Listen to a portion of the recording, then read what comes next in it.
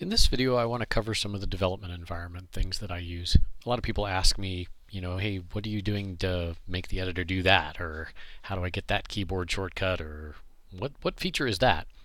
So this is an optional video. It's not about Fulcro in specific. It's sort of covering some features of cursive and IntelliJ and just some habits and tips and tricks that I've learned. I am going to run the REPL both for the Clojure script side and the Clojure side because I want to show you some of the integration there. You can see I've got an overlay set up to show you what key I'm pressing, so I'm just pressing the command key there. These are OS X shortcuts. I know that a lot of us developers use OS X. If you're using Linux, you can do something very similar. Windows, you have to remap it a little bit. I'm adding, I haven't put these files up just yet, but they'll be up there soon. I'm adding my OS X settings from IntelliJ, which include my keyboard shortcuts. I haven't modified very many other things. There are a couple of things that I've added, and then I've added a PDF of a cheat sheet that tells you what at least a lot of them are. Now, in terms of plugins, there are a couple of plugins I like. This little thing here is called something like Darkness Time Tracker or something. In terms of I uninstall most things, as you see. I'm sort of so tired of Java at this point that I'm still really good at it, but don't really want to do it. So this time tracker just puts this little widget down here that you can integrate with Git, and it'll put how long you spent on something on your commits. I kind of like that, but not really an editing thing. I'm a Vim fan. I've been using VI since the 80s, so I really do like IDEA Vim as a plugin. Gives you a nice VI keyboard emulation. It's pretty strong at this point. You can even set an IDEA Vim RC, and then of course cursive. So with those things installed, I've got pretty much everything I'm going to show you in this video. So if you want to, well, I'm not going to show you the time tracker. I just mentioned it because it's on my screen. And I'm going to start off out of Vim mode because I don't want you to see all the VI keys that I'm hitting. So we can actually just see arrow keys and jump to beginning of line with the normal stuff that a lot of people use. That's fine. So the first thing I'm going to do is I'm going to go into our cards directory, and I'm just going to create a Clojure namespace. I'm going to use CLJC so that I can use it against the Clojure REPL and the Clojure script REPL, and I'm just going to call it, I don't know, editing. And no, I'm not going to add it to Git. Okay, so some interesting editing stuff. In Clojure, you're often building data structures. And very often you'll find that, oh, you know what, I meant to put this in a def. So the first thing I want to show you is wrapping. I've got this map to Control W and then the kind of thing I want to wrap it in, so like an open parenthesis. And you can, of course, go back in the video and pause and see what keys I hit in slow motion. Right, so that's useful. It puts parens around things. Or other brackets, like I could wrap in square brackets. And that puts that in there. From here, I'm tempted to do things like, oh, what if I wanted multiple maps in this vector? I could hold down Option, and again, these are my keyboard shortcuts that I've set up. K to kill the form following. Now that one actually affects the form that's right after the cursor. So Command or Alt K at the beginning of that thing takes the whole thing out. Alt K at the beginning of a word just takes the word out. So this is kill the form that follows. Now, form is any balanced, structured piece of thing in the right. Code is data, data is code. All this is a big data structure. So that's why these are so useful. So if I kill that, I can then use Command V to paste it back and get a couple more. So that's your next thing, is kill, paste. Very handy. If I decide that I really only wanted the map, one of them, so anytime you have a nested data structure, you can take one of the items out of the data structure and make it the only thing, like pull it completely up, and that's raise. And I've got that on Alt R. So that brings, let me undo that. Alt R brings one of the data structures up. And of course I could do that at any level. I could bring A up.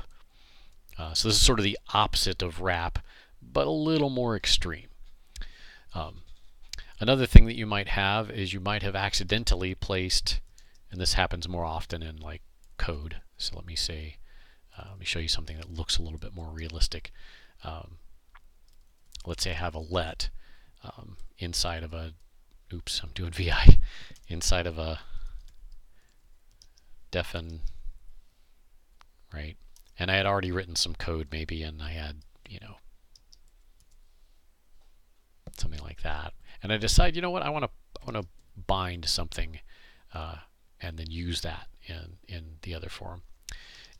If you're in adjacent structures and you'd like to pull something in, that's called slurping. And you can slurp from either direction. So if I want to slurp that in one map into the place I'm at, my keyboard shortcut for it is Alt-Shift close paren. So move the close paren, kind of swallow up the next thing at the close paren. If I want to go the other direction, it's the same keyboard shortcut, but open parentheses, it's going to suck the brackets of the defnf into my data structure, which of course makes it errant. Now, if I've accidentally pulled too much in, then barf is the opposite operation. As long as I'm within the form I care about, it's still Alt-Shift and then curly brace, which looks a little bit like a parenthesis spitting things out. So patui, patui, right? So those are slurp and barf. Use those all the time. And then if you've decided, you know what, I didn't need that let after all, raise, right? So these are really handy shortcuts. Now, if you've got a couple of forms, and I'm going to use kill and paste to make a few. Oops. Again, I've got such hard muscle memory for some of these things that,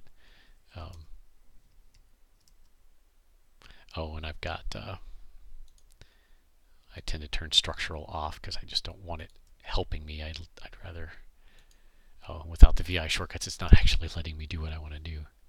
Or did I accidentally turn it back on? That's why. Okay, that explains what was going on there. If I've got two adjacent things, and this is typically more the case, maybe I've got a function and another function, and I decide I'd like to reorder them, I can hold down Command Alt and hit the up arrow key or down arrow key to move a form up or down in the file. And this works at any level. So if I want to move these two lets, if I go inside the let, I can move the keyword let down, down, up, up. So these reorderings are quite handy. There's some lesser used ones. If you've got a data structure, you can split it. That's splice. So with splice, actually I use this one quite a bit. Splice is I've got something wrapped that I don't want to be wrapped anymore. So a common place where I'm doing a lot of this lately is I've got this sort of old def UI notation where there's a query and I want to rewrite it as an options map for defsc. So the way I'm porting these, just to show you a practical edit, is I'm putting the colon in, I'm using barf to spit query out the other direction, I'm using kill to kill this, and then I'm using raise to put that on. Then I'm putting a map out here and slurping the two pieces in. And so now I've got a defsc. Now this brings me to another fun thing, and I am going to enable VI at this point, so you're going to see some extra things, just because it's starting to annoy me not having my normal keyboard bindings. Let's say I had a def UI that had my classic static, prim, my query, query, this, and whatever, and then maybe I also had an ident on it, which was this props, something like that, etc. And then kind of in the classic def UI sense, there was another one. So if you're inside of a form and you'd like to jump to the end of it, as if you want to insert some additional stuff, you can do Control W, close paren. It's sort of like the open paren is wrapped. The close paren is close out what I'm in and move me to the next line. So then maybe I have object in our classic def UI with render. It has this and then maybe I've got a let in here where I had some keys, where I pulled things out for the query, and that was in props this, rather prim, still have muscle memory for that. So this is sort of what I've got in a, say, a def UI for that. And I want to convert this to a defsc. So here's oh, sorry, let me go ahead and put some dom div nil a or something here, right? So this is kind of what a def UI might look like. So here's the sequence of things that you might see me do in a place where I'm going to do similar things on multiple lines, because IntelliJ has multi-cursor support. So the first thing I'm going to do is I'm going to go through and get rid of the stuff I don't need. So I'm going to use dd and vi and then dot to repeat my edit to give myself. I'm going to make a map, and I'm going to pull these two things into it. Now, multicursors does not work with the Vim binding, so I've got a keyboard shortcut, Command-Shift-V, that turns off the Vim emulation. And then if you double tap Alt, so I'm hitting Alt-Alt, and I know the keyboard thing doesn't show it, and then I'm moving down, that'll give you a cursor on every line that you move down or up to. And so now it'll apply the structural edits as I go. So I can put the colon in, I can barf left, I can choose whether or not I want these to be lambdas or not, and in both these cases I can kill and raise, and then I can hit escape, hit Command-Shift-V to turn my VI key bindings back on, and then I can go down here and raise this, and now I'm in defsc form. And then all I have to do here is change this to SC, add this, come down here, Alt-K for kill to take that guy, come up here and paste it. That's my props destructuring. And now I can come down here and raise this twice, Alt-R, Alt-R, and get rid of object. And I've got a defsc. So I hope that's gotten you kind of interested in the ways you can go about doing more advanced editing. I know it takes a little practice, get your muscle memory together, but hopefully this has convinced you it's worthwhile. Now there's two more things that I would like to show you before I end the video, or actually just a few more things. It's also very common for you to write expressions like this, right? You've written, maybe you're going to take the first of the map of the extracting keyword of a value, sort of thing, and maybe this value is coming from a get, from some data structure,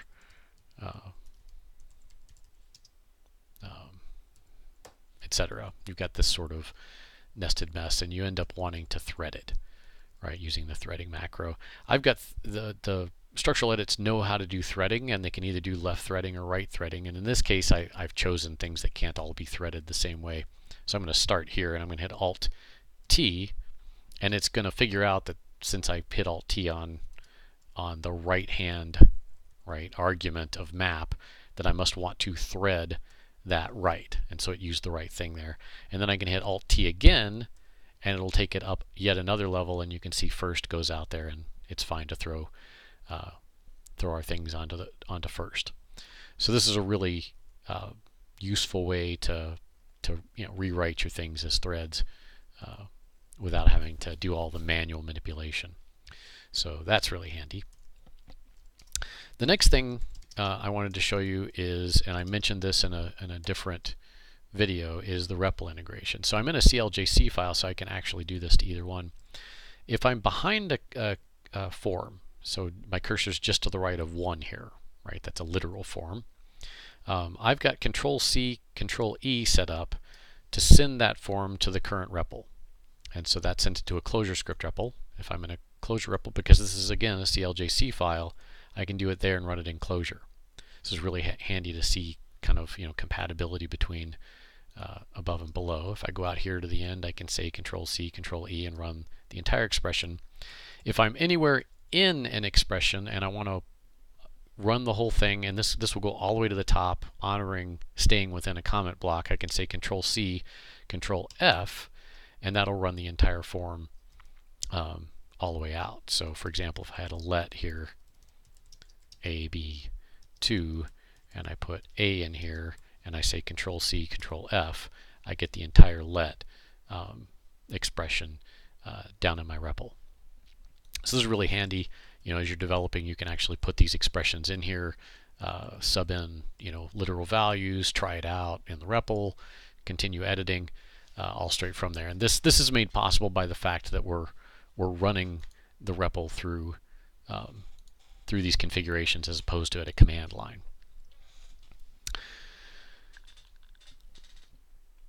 All right, and then one of the other things that is super handy for me and I use quite a bit is I just remap command number in the keyboard shortcuts to tabs I use often. And some of these I don't use often. I don't use version controllers or structure very often at all, but I do use the project one. So I've got that set to command 1, which is the default in IntelliJ. But command 2 I wasn't using for whatever it defaults to, so I've remapped that to open and close the REPL. When you're in a REPL or anything that has subtabs like the terminal, you can make multiple tabs.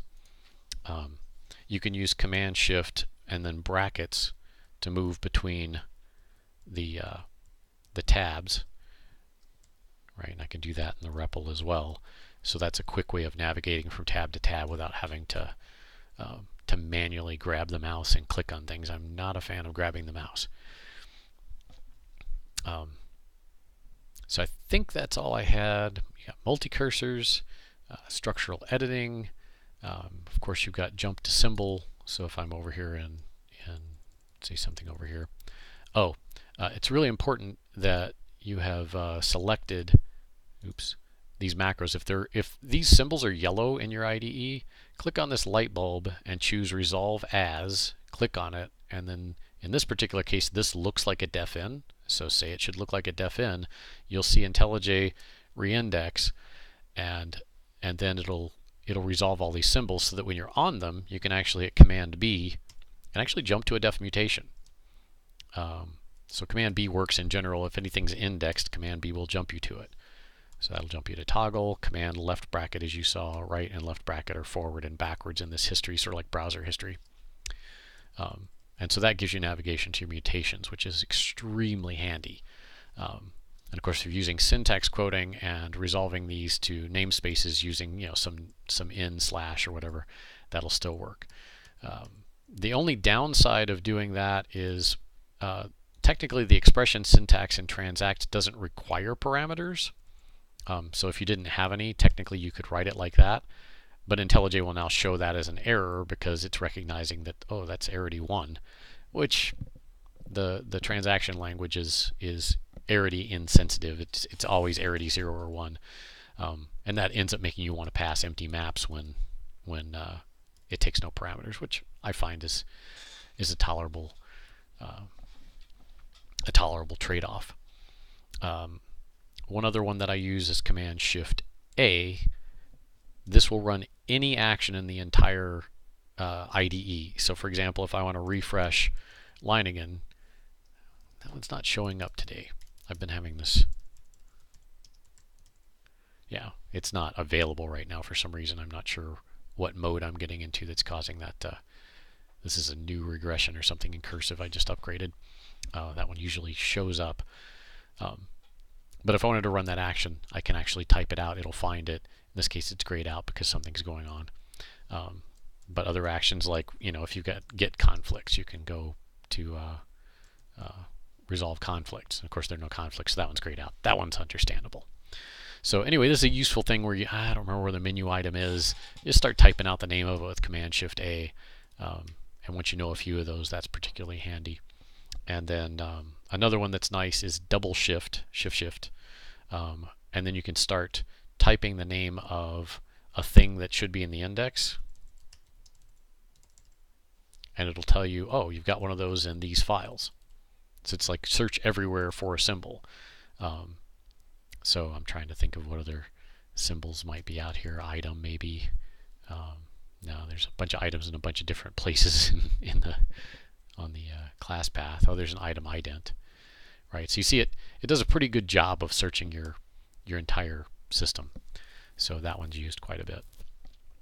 You can look at IntelliJ's documentation. MultiCursors actually has a lot more to it. Again, I'm disabling my VI. You can actually hold down Alt, Shift, and then click all over your screen to add cursors that will all move along with you and do whatever you do, which, of course, I wasn't very structured with how I did that.